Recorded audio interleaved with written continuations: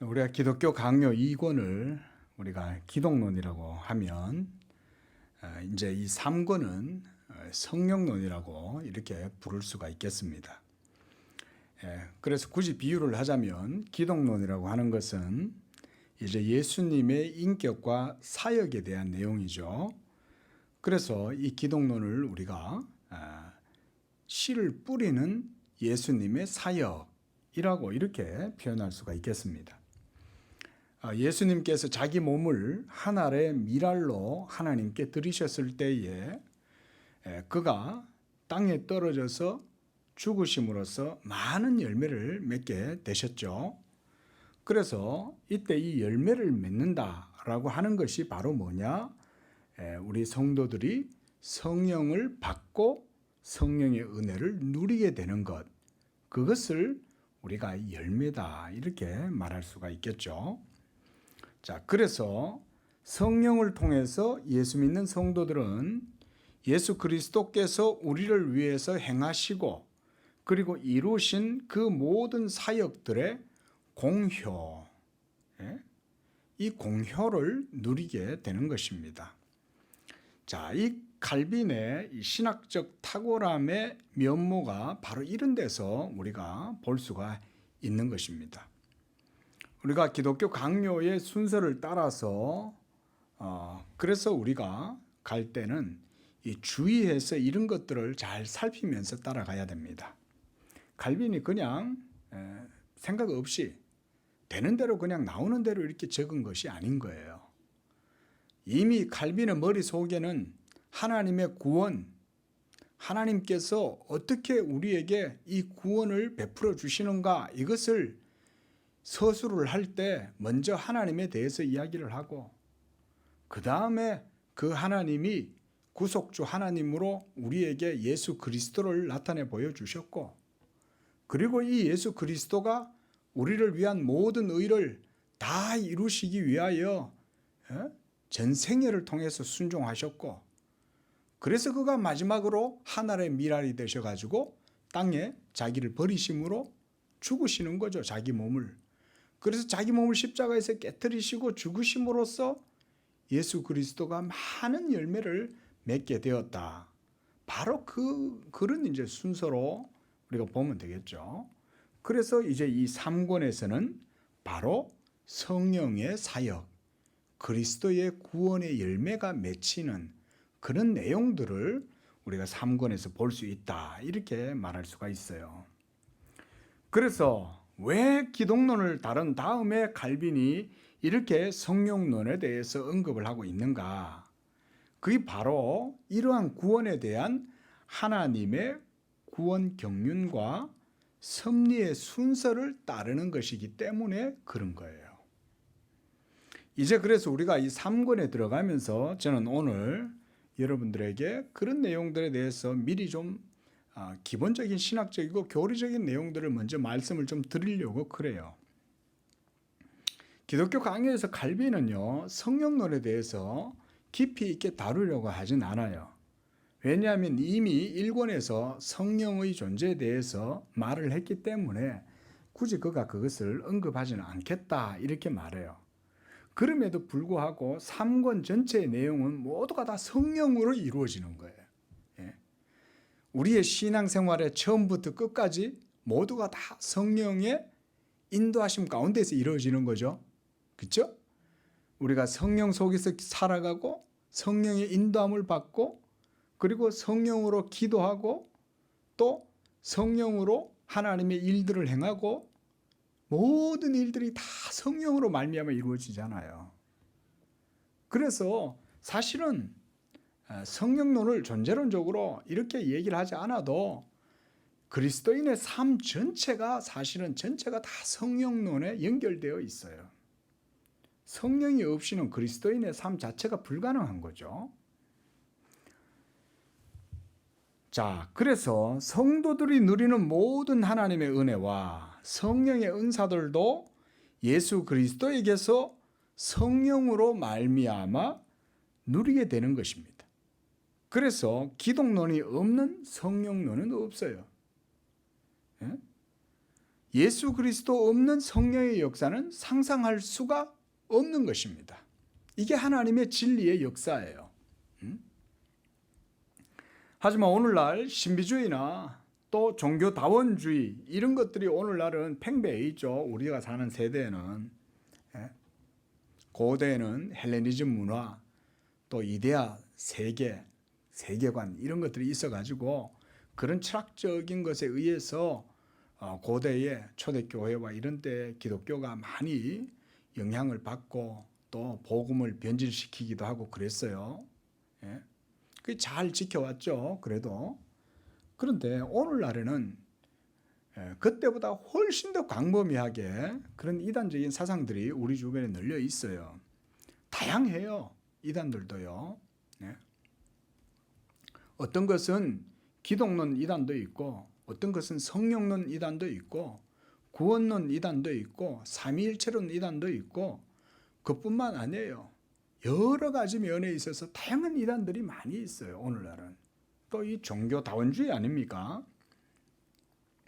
그래서 우리가 이런 잘못된 가르침들, 교훈들이 우리 주변에 많이 널려 있기 때문에 많은 사람들이 복음의 길을 제대로 잘 찾아가지를 못해요.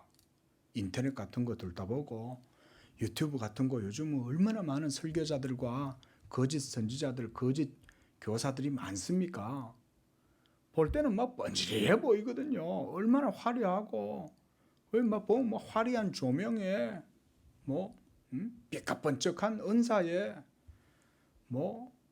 화려하니까 사람들이 다 거기 이제 막 끌려가는 거예요. 뭐 있는 것 같고 유식한 것 같고 뭐 학력도 높은 것 같고 뭐 어디서 무슨 박사고 뭐 어쩌고 이러면서 하니까 거기에 사람들이 전부 다 매료되는 거죠. 야, 이거 뭐 있구나.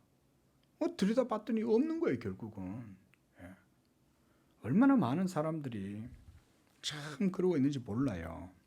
그래서 우리가 이런 것들 대해서 주의를 해야 됩니다. 제가 말이 나왔으니 하는 말인데 기본적인 중요한 내용을 말씀드릴게요.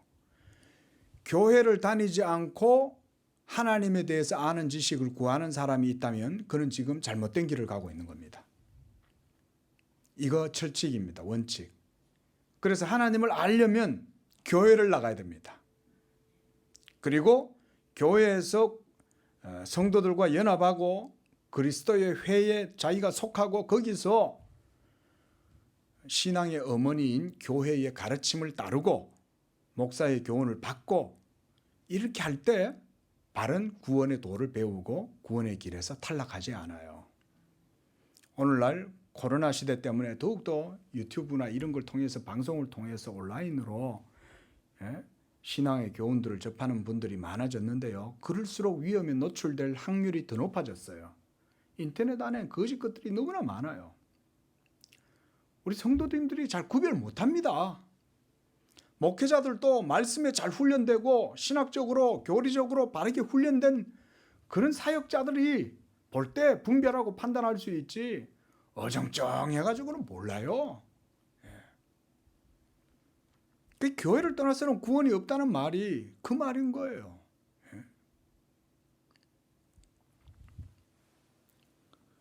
자, 그리고 예수 그리스도에 대한 바른 신앙 고백이 없이는 참된 성령의 은혜와 은사도 누릴 수가 없어요. 그리고 이런 모든 성령의 은사와 은혜들도 교회를 통해서 하나님이 누리게 하시는 거예요. 이걸 잘 아셔야 돼요. 오늘날 전부 다 교회들이 너무나 오늘날 교회들이 세상에 세간의 지탄을 받고 세인들한테 조롱을 받고 막 이러니까 이 믿음이 연약한 성도들이 교회를 자꾸 무시하는 거예요. 그게 아니에요. 이 땅에 있는 교회 중에 완벽한 교회, 완전한 교회는 없어요. 하지만 하나님께서 그 연약하고 부족한 많은 교회라 할지라도 예수의 복음이 전해지는 그 교회 가운데에서 하나님은 그 말씀으로 우리 인생들에게 구원을 베푸실 수 있어요. 이걸 아셔야 되는 거예요. 그래서 하나님이 연약한 목사를 세우셔서 여러분들을 시험하신다. 칼빈은 이렇게 말했어요. 왜 하나님은 사람을 하나님의 종으로 세워서 말씀을 전하게 했는가? 그처럼 연약한 자들이 없는데 왜 그랬을까? 바로 그들의 연약함으로 그들 앞에 세워두심으로써 인간의 교만함과 인간의 모든 거만함을 하나님이 연약한 목사를 통해 시험하시는 거예요. 그 겸손하면 하나님이 도와주시는 거죠. 목사는 연약해도 하나님이 그 연약한 목사를 통해 말씀 전하게 하고 그렇게 해서 겸손한 자에게 하나님이 은혜를 주시는 거예요. 이런 걸 배워야 돼요, 교회에서. 교회는 안 나오고는 집에서 컵라면이나 먹으면서 막 유튜브 틀어놓고는 앉아가지고 막 그러고 설교 듣으면 그게 무슨 은혜가 되고 그게 무슨 신앙의 자양분이 되겠어요. 교회 와서 성찬도 안 하고 교회 와서 성도와의 겸손한 교제도 안 하고 교회 가면 꼬라지 전부 다 보기 싫어. 가면 막 교회 그것들 보기 싫은데 교회 못 나가겠어. 이런 말 하는 사람이 제일 위험한 사람인 거예요.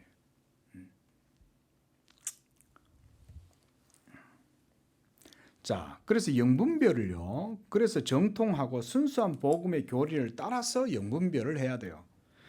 영분별이 정말 절실한 그런 시대가 되었습니다. 이단들이 고대로부터 지금까지 계속되고 있지만 오늘날처럼 기승을 부리는 때도 없다고 하겠습니다.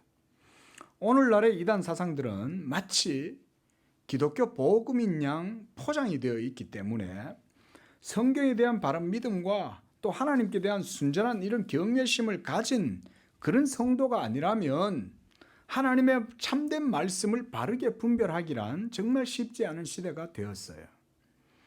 십자가가 여러분 걸려 있다고 해서 모든 교회가 다 바른 복음을 전하고 있다 이렇게 생각하지 마세요. 네? 물론 그 가운데 참된 교회도 있어요.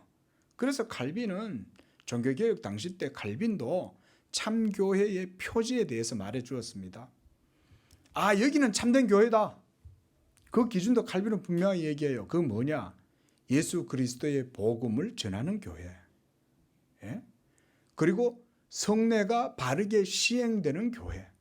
이 두 가지만 있으면 거기는 교회다. 칼빈이 이렇게 말했어요. 두 가지만 있으면 돼요. 그러니까 교회 안에 들어가 봤어요.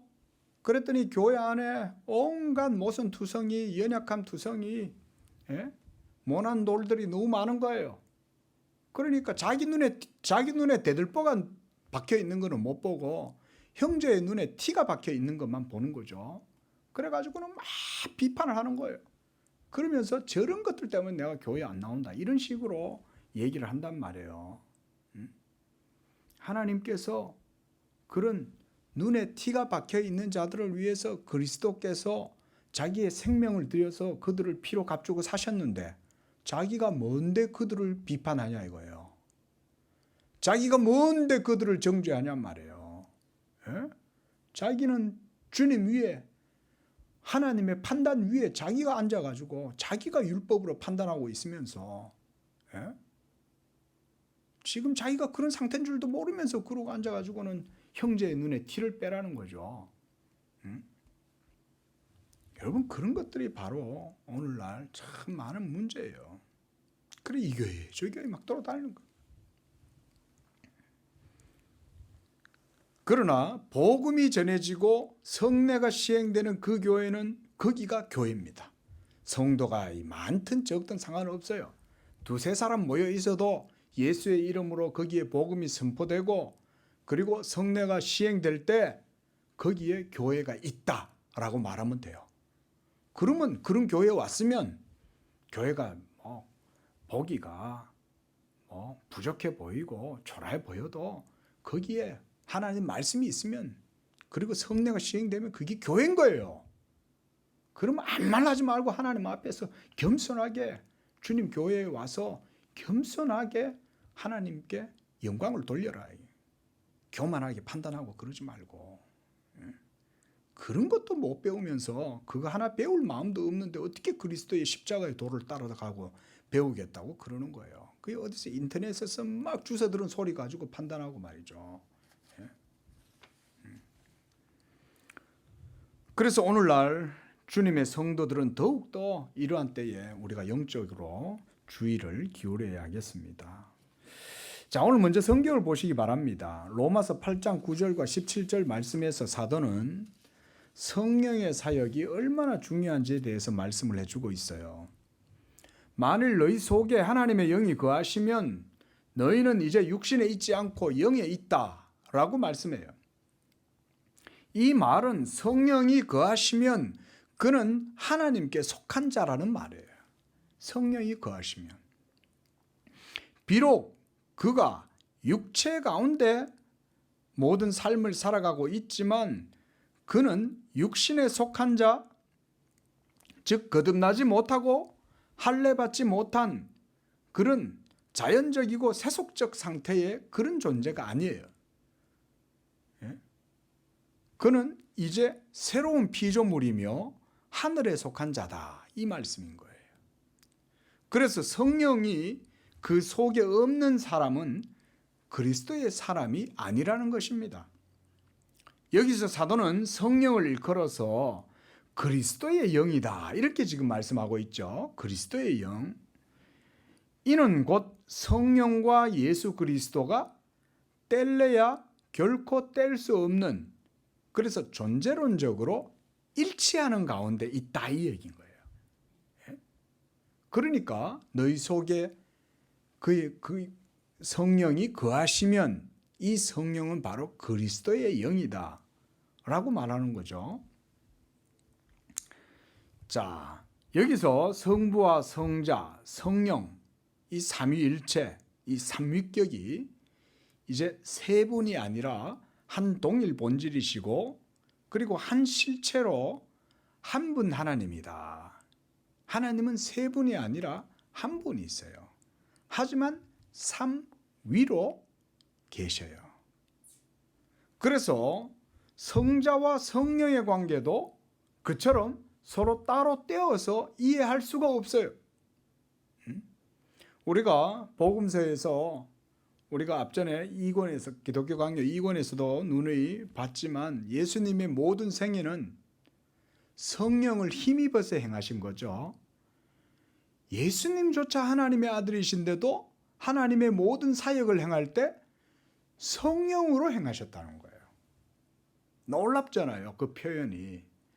예수님은 하나님의 아들이니 뭐 누굴 힘입을 필요가 뭐가 있겠어요. 그냥 본인이 하나님의 아들이니까 그냥 하시면 되지. 굳이 성령을 힘입어서 하셔야 되냐. 그런데 복음서는 분명히 예수님이 하신 모든 사역은 성령을 힘입어서 하셨다라고 말씀하잖아요. 이건 뭘 의미할까요? 먼저는 진리는 삼위일체론적이다 이 말인 거예요. 그래서 예수님이 여러분들을 위해서 구원을 이루실 때 그 모든 예수님의 사역은 성령과 일치하는 가운데 진리를 이루셨다 이 말이에요. 진리의 개념이라는 것은 삼위일체와 떨어질 수 없죠. 왜냐하면 삼위일체 하나님 자신이 진리 자체잖아요. 그러니까 예수님이 하나님의 아들이시여 제2위시라면 그가 행하시는 모든 일은 삼위일체 하나님의 진리와 떨어질 수 없죠. 그리고 그 진리는 바로 성령과 함께 동행함으로 이루어지는 거죠. 그래야 하나님의 온전하신 일이 이루어지죠. 아울러 구약의 선지자들도 마찬가지죠. 구약의 선지자들도 하나님의 모든 사역을 행할 때는 성령으로 말미암아 다 행하는 거예요.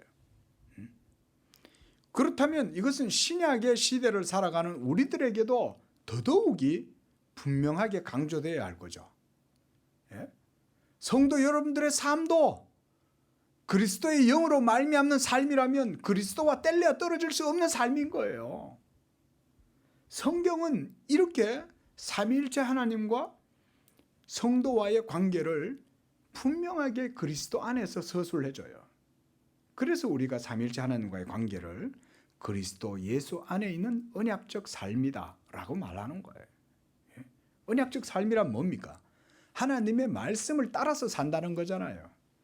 하나님의 말씀을 따라서 산다는 것은 성령의 인도하심 속에 살아간다는 말이요. 그 말은 예수의 진리가 내 모든 삶을 주장하고 다스린다는 얘기고, 성령께서 우리를 예수의 진리에 따라서 살아갈 수 있는 삶이 되도록 역사하신다. 그런 말씀이죠.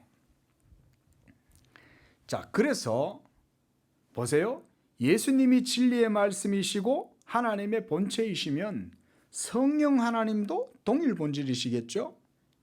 그 진리의 말씀과 완전히 일치하게 예수님과 성령이 일하시는 거예요. 그래야 예수 믿는 자들이 진리 가운데서 하나님의 구원의 은혜, 복음의 모든 진리들을 생명과 의로 누릴 수가 있게 되는 것입니다. 이렇게 하나님의 구원 사역은 성부와 성자와 성령 삼위일체 하나님의 경륜을 통해서 이루어지는 신적인 사역이 바로 구원이요. 이 구원이 예수 그리스도의 복음 진리로 이루어지는 거예요. 이렇게 구원하시는 삼위일체 하나님의 사역을 따라서 우리가 이것을 신학적으로 경륜적 삼위일체다 이렇게 우리가 표현을 해요.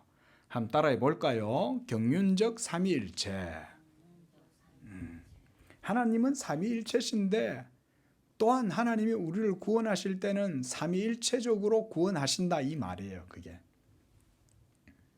자, 지금 무슨 말씀을 드리려고 하느냐 하면은 우리 죄인들을 구원하시는 하나님의 사역은 한 분 하나님이신 존재론적인 삼위일체께서 경륜적으로 우리의 구원을 이루어 가신다 이 말이에요. 그 구원에 있어서 성부와 성자와 성령이 동일 본질로 함께 역사하신다. 이걸 동사다 이렇게 말하는 거예요. 함께 역사하신다.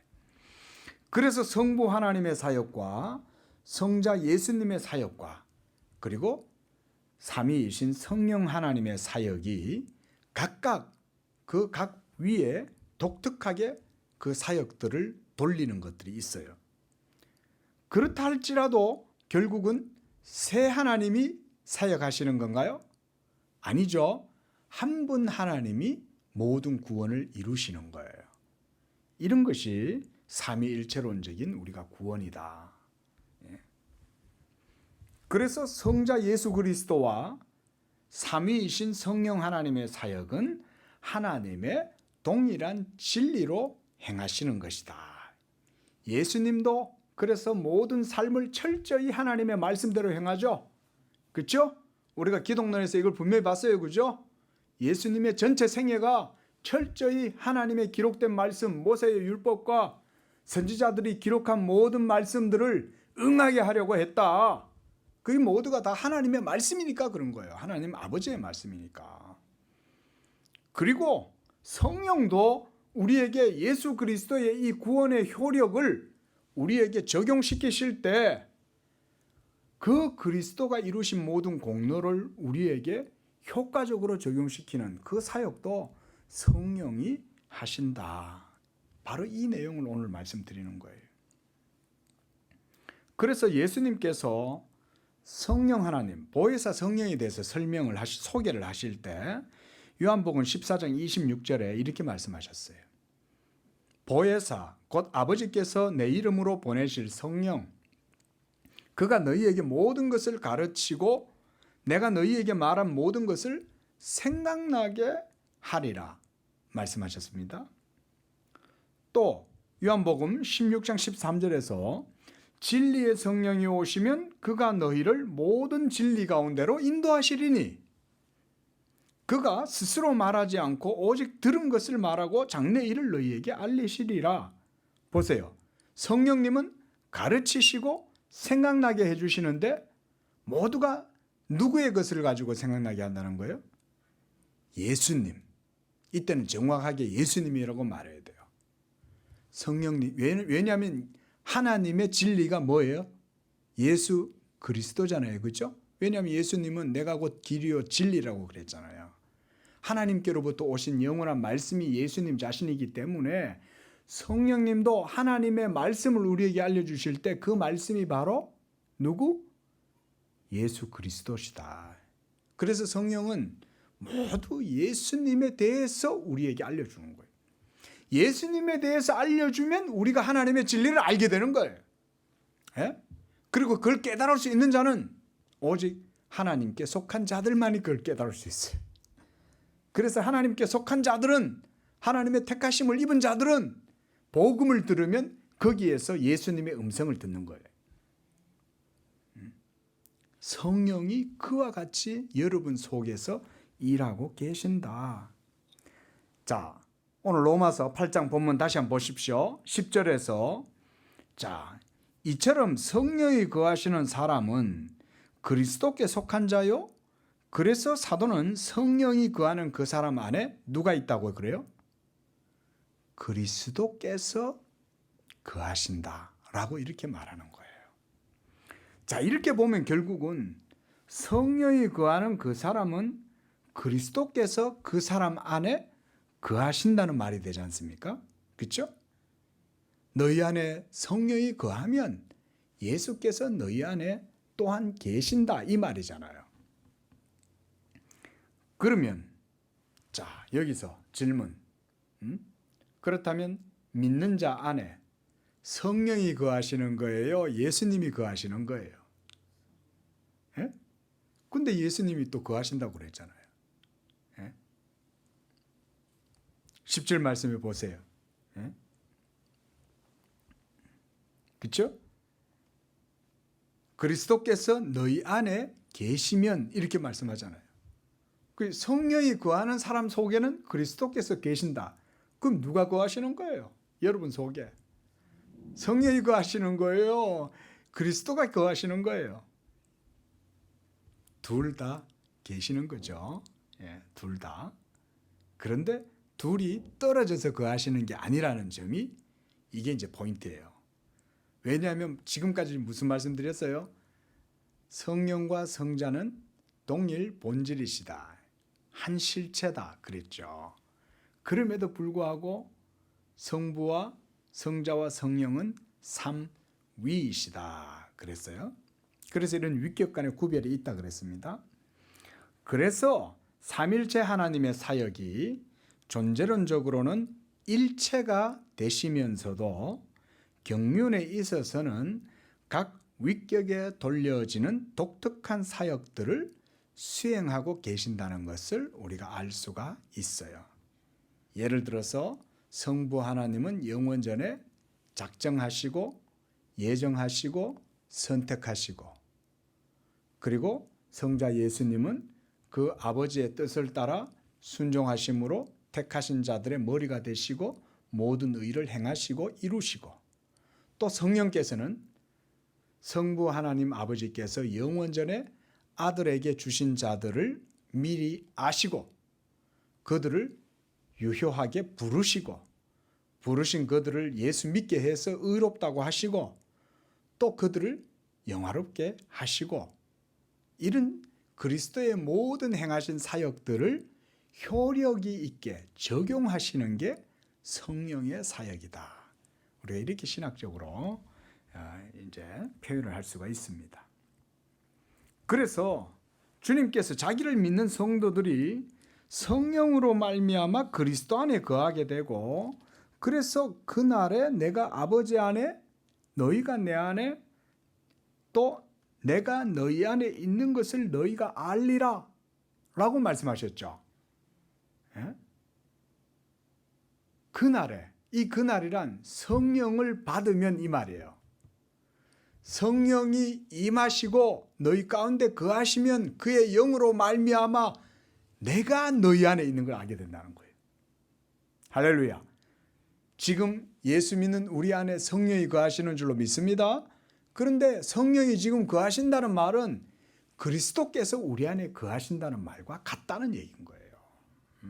그래서 우리 안에는 성령도 계시고 예수님도 계시는 거예요. 성령으로 말미암아.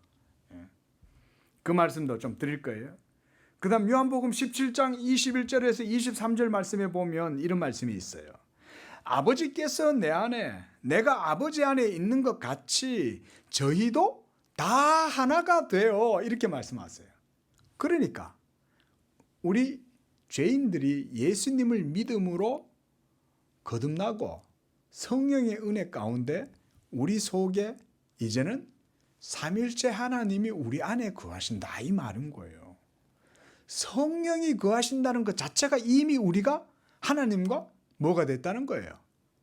하나가 되었다는 거예요. 하나가. 한 가족이 되었다 이 말이에요.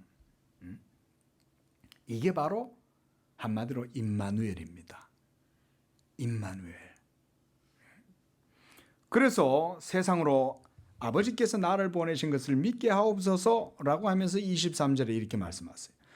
우리가 하나 된 것. 우리란 삼일째 하나님을 말하죠.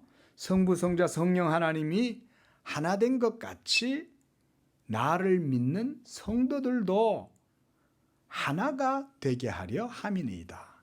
그리스도 예수 안에서 성령으로 삼위일체 하나님의 은혜 안에서 하나가 되는 것. 예? 지금 사도 바울이 뭐라고 얘기하냐? 너희 속에 하나님의 영이 거하시면 이라고 할 때 그 사람 안에 그리스도께서 계시는 것과 같은 의미라는 거죠. 그래서 주님이 요한복음 14장 17절에서도 이렇게 말씀하셨어요. 저는 진리의 영이라 세상은 능히 저를 받지 못하나니 이는 저를 보지도 못하고 알지도 못함이라. 그러나 너희는 저를 아나니 그랬어요. 예수 믿는 사람들은 성령이 자기 속에 있다는 사실을 알아요. 어떻게 알게 될까요, 여러분? 그걸 어떻게 알아요? 성령이 보여서 알게 될까요?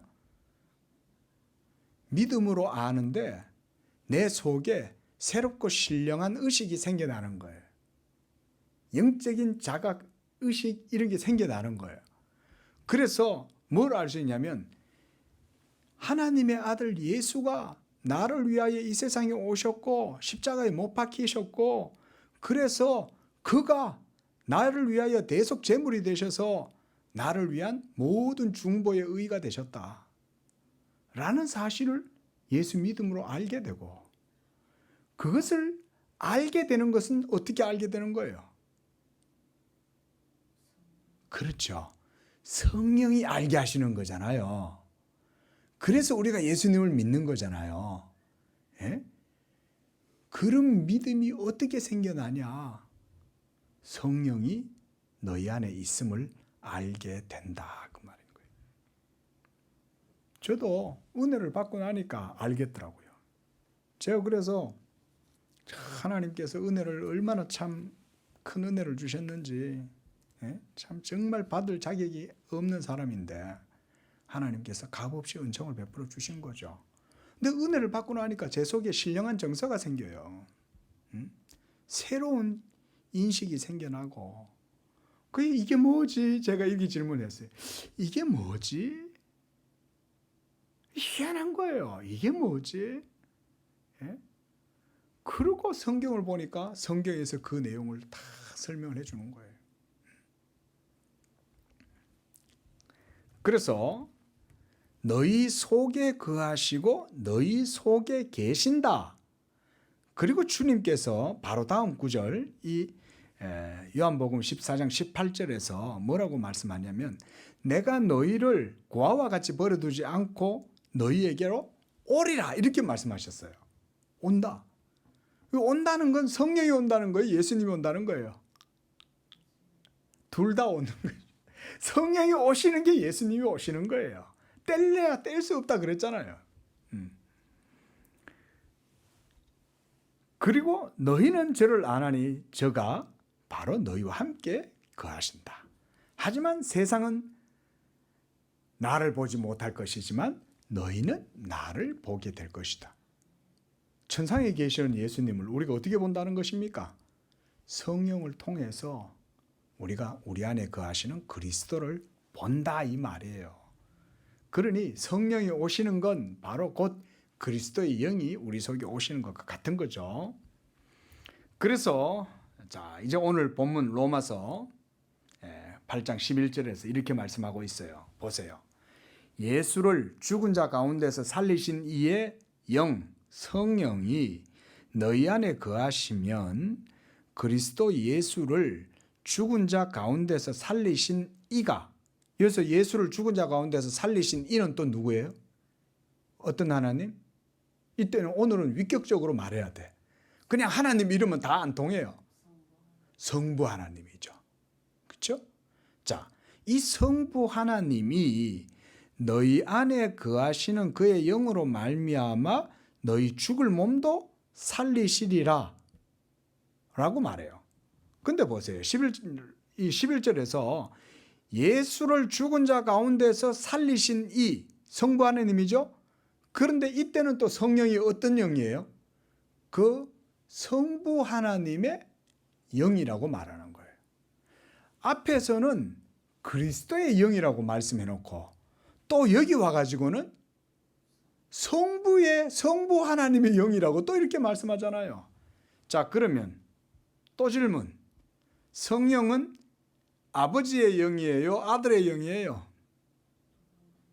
그렇죠. 예? 말씀드렸듯이 삼위일체는 한 본질이에요. 그래서 떨어질 수 없어요. 성자와 성령이 떨어질 수 없듯이 성부와 성자와 또 성부와 성령도 떨어질 수 없어요. 한 본질이신데. 하지만 우리를 구원하실 때는 경륜적으로 구원을 이루신다 그랬죠. 그래서 이렇게 9절과 10절에서는 그리스도의 영이라고 말씀하다가 11절에서는 성부 하나님의 영이라고 말씀하시는 거예요. 그러니까 예수의 영이나 아버지의 영이나 동일한 성령을 의미하는 것이고, 그래서 성령은 아버지에게서도 나오시고 아들에게서도 나오시는 거예요. 예? 이게 바로 그래서 유명한 이 필리오케 교리 논쟁이라고 있어요. 이것 때문에 동방교회와 서방교회가 나뉘어지면서 이 필리오케 교리, 이게 니케아 콘스탄티노플 이 신경에도 이 교리가 그래서 삽입이 됐어요. 성령은 아버지에게서 나오시고 아들에게서도 나오시는 거예요. 예? 이런 교리들이 그러니까 삼일체 교리가 이런 게 중요한 거예요. 예? 그래서 이렇게 성령을 받은 사람은 14절에 하나님의 영으로 인도함을 받는 자들이며 그들이 곧 하나님의 아들, 하나님의 자녀들이라는 거예요. 그래서 성령을 사도가 뭐라고 하냐? 성령을 받은 자들은 양자의 영을 받았다. 양자. 하나님의 자녀가 되었다는 거죠. 하나님의 자녀가 아닌 우리들을 하나님이 자녀 삼아 주셨다. 양자 삼아 주셨다. 그래서 우리가 성령으로 기도하기 때문에 예수의 이름으로 기도할 때 하늘 아버지께서 동시에 하늘 아버지께 우리가 아버지요라고 이렇게 기도하는 거예요. 자, 삼위일체. 이제 여러분 다시 한번 보세요. 우리가 기도할 때 누구의 이름으로 기도해요? 예수의 이름으로 기도하죠. 그런데 그런 기도 자체가 성령으로 기도하는 거죠. 성령으로 기도하니까 예수의 이름으로 하늘에 누구에게 기도해요? 아버지께 기도하잖아요. 그러니까 벌써 그 속에 성부, 성자, 성령이 다 들어가 있잖아요. 이런 게 기도의 신비죠. 기도의 신학이 이런 것 속에서 나오는 거예요. 우리가 기도할 때 성령으로 기도하되 예수의 이름으로 하늘 아버지께 기도한다. 그럼 그 속에 벌써 삼일체가 다 있잖아요. 그래서 성령이 친히 우리 영과 더불어 우리가 하나님의 자녀인 것을 우리 안에서 증언하신다. 이렇게 성령을 받은 사람이 바로 하나님의 자녀이므로 하나님 나라의 상속자가 되고 그리스도와 함께 유업을 이을 상속자요, 또 그와 함께 영광을 받기 위해서 고난도 우리가 받는 것이다 말씀하는 거죠. 자, 이렇게 우리가 오늘 본문을 통해서 성령에 대해서 간략하게나마 저는 다시 한번 봤어요. 왜냐하면 칼빈은 이 3권 들어와서 이렇게 성령론을 존재론적으로 이렇게 설명 안 해요. 근데 우리는 좀 해야 돼요. 왜냐? 우리는 이게 아직 훈련이 안 돼가지고 익숙지가 않기 때문에.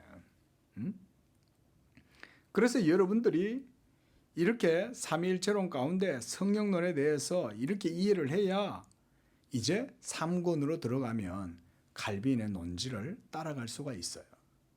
그걸 모르면 도대체 뭔 얘기를 하는 건지, 내가 믿는다는 건지, 성령이 믿게 하신다는 건지 막 헷갈리는 거예요. 예? 근데 그게 아니라 내가 예수 믿음 자체도 벌써 성령의 효력으로 인해서 믿게 되는 것이고, 예? 그래서 모든 성화의 삶도 성령의 은혜 속에서 믿게 되는 것이고, 그러나 모든 성령의 사역은 그 모든 효력이 예수 그리스도로 말미암아 우리에게 주어지는 은사들이고, 뭐 이렇게 이해를 해야 되는 거예요. 예? 자, 이렇게 성령이 우리 안에 오셔서 하시는 일이 뭐냐? 예수 그리스도께서 이루신 모든 구속의 효력을 우리에게 적용해서, 그래서 우리가 그걸 누리도록 하시는 것이 성령의 사역이다. 그래서 우리는 이것을 성령의 효과적인 사역이다 이렇게 말해요. 효과적인 사역. 이것이 곧 하나님의 은혜를 누리게 하시는 하나님의 방법이에요. 예? 우리가 어떻게 살아계신 하나님의 은혜를 누리고 구원을 누리겠어요? 이 땅에서 우리가 어떻게 죄의 몸을 입고 살면서 하나님의 복을 누리면서 그리스도의 언약의 복을 누리고 이 땅에서 살아갈 수 있냐? 바로 이런 방식으로 하나님이 하신다 이 말이에요. 삼위일체론적인 방식 안에서. 그래서 이것을 교리적으로 서술을 하면 이렇게 말할 수 있어요. 보세요. 그리스도께서 객관적으로 이루신 의를 성령께서 믿는 자 안에 오셔서 주관적으로 적용하셔서 생명과 의를 누릴 수 있게 하신다. 그 예수가 생명나무 과실이잖아요. 그러면 우리가 그 예수님의 생명나무 과일을 어떻게 먹고 그 영양분, 자양분을 우리가 흡수해서 우리의 생명과 의로 삼냐 이거예요. 바로 성령을 주심으로, 성령을 통해서 그리스도께서 우리 안에서 그 모든 생명과 의를 누리게 하시는 거죠. 성령은 우리 안에 오셔서 우리가 예수를 믿게 하고 우리를 예수의 몸에 접붙여 주시고, 그래서 포도나무이신 예수님께로부터 오는 모든 영적 자양분을 받아 누리게 하시는 본드의 역할을 하시는 거예요. 본드. 그래서 칼빈은 이것을 본드라고 그래요. 본드. 고리다. 우리를 연결시키는 고리다. 이렇게 말해요. 자, 이제 3권의 내용을 이제 살펴보게 될 것입니다. 그래서 우리의 믿음이 인간의 어떤 의지나 열정 또는 지혜에 의해서 이루어지는 것이 아니라 오직 삼일째 하나님의 전적인 주권과 그리고 경륜적인 사역을 통해서 이루어지는 바로 그런 생명의 역사, 그리고 그 속에는 이와 같은 진리의 하나님 삼위일체가 역사하심으로써 이루어지는 것이라고 하는 것이, 그래서 우리가 깊이 있게 이제 살펴본 것이에요.